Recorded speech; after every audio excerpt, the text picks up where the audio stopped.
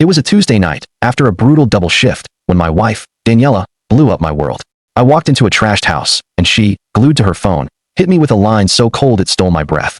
I don't have to cook, clean, or even sleep with you. I deserve so much more than this mediocre marriage. 7 years of marriage, gone in a single, cruel declaration. I was the oblivious, hard-working husband, Martin, funding a luxurious life while she pursued personal projects that never materialized. The distance between us wasn't just physical. It was an emotional chasm she had carefully created. Her claim that she was escaping oppressive gender roles didn't sit right, and that night, something snapped. Driven by a cold clarity, I checked the accounts I'd paid for and found the truth. Over $20,000 spent on frivolous nonsense and, worse, recurring payments to local hotels. My fingers, trembling with a shock that turned quickly to ice-cold rage, navigated to her laptop. There, it all clicked into place. Hundreds of explicit messages with Ricardo, a yoga instructor, confirming her affair and, more sickeningly, her calculated plan to divorce me and take half of everything I owned. I wasn't her husband. I was her unwitting ATM. I closed the laptop and decided right then that if she wanted a war, I would be the architect of her destruction.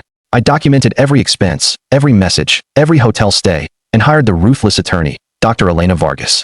Her first command was simple: act ignorant, give her all the space she craved, and start gathering video evidence. I installed discrete cameras, and the footage I caught, Daniela bringing her lover, Ricardo, into my house, discussing how they would fleece me, provided the crushing proof I needed. My life became a stage. I played the sad, defeated husband for 3 brutal weeks while my attorney finalized the plan. The charade ended when Daniela, arrogant and convinced of her control, finally initiated the conversation, demanding an equal split. That's when I dropped the bomb. In a tense mediation, I unveiled the mountain of evidence, the adultery, the fraud, and the lies. I refused to negotiate. My terms were absolute. She leaves with only what she came into the marriage with. She was utterly ruined, trapped by her own sloppy greed and betrayal. The poetic justice was swift. Ricardo abandoned her the moment he learned she was financially destitute. He wasn't after her. He was after my money. I watched her struggle to cope, knowing she had destroyed a stable, loving life for a fantasy that lasted mere months. The final act was necessary.